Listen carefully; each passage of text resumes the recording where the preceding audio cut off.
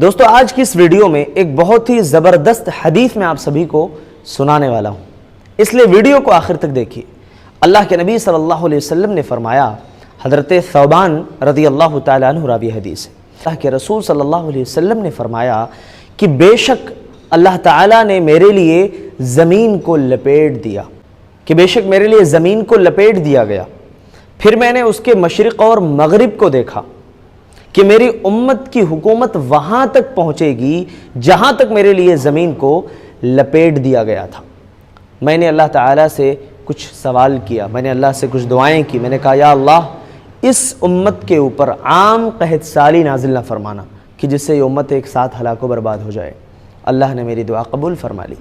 میں نے اللہ سے یہ بھی دعا کیا کہ اے اللہ میری امت کو باہر کے دشمنوں سے ہلاک نہ کرنا، جو باہر کا ان کا دشمن ہو، چاہے وہ دوسرے ملکوں کے رہنے والے ہوں، کوئی بھی ہوں۔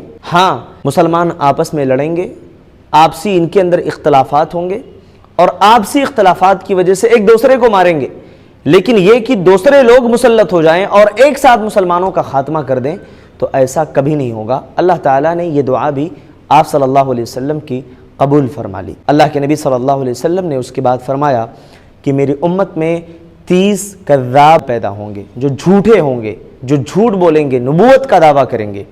اس کے بعد مجھے 2 سفید خزانے دیے گئے، ایک سفید اور ایک سرخ خزانے اللہ تعالیٰ نے مجھ کو عطا فرمائے، یعنی سونے اور چاندی کے خزانے مجھ کو دیے گئے ہیں۔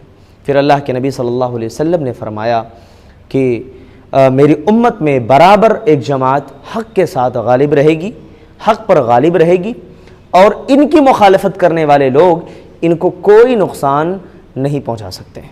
یہ ابو داؤد کی روایت ہے۔ دوستو اس حدیث کے اندر جو باتیں اللہ کے نبی نے بیان فرمائی ہیں اس میں پہلی بات یہ ہے کہ اس امت کی حکومت یعنی امت مسلمہ کی حکومت وہاں تک پہنچے گی جہاں تک زمین کو لپیٹ دیا گیا تھا اللہ کے نبی صلی اللہ علیہ وسلم کے لیے۔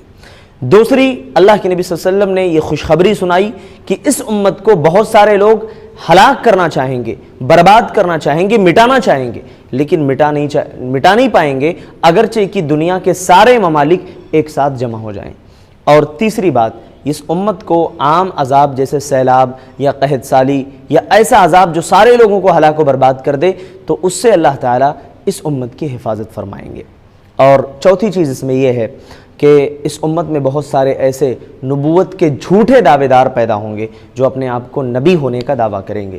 اللہ کے رسول کے زمانے میں مسیلمہ کذاب نے کیا تھا، اور ابھی ماضی قریب میں غلام احمد قادیانی، اور سب سے آخر میں دجال آئے گا جو نبوت کا دعویٰ کرے گا۔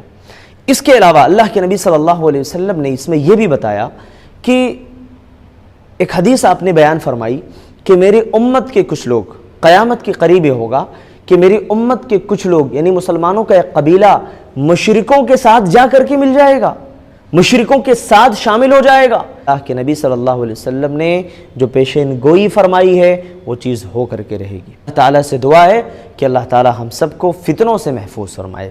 السلام علیکم ورحمۃ اللہ وبرکاتہ۔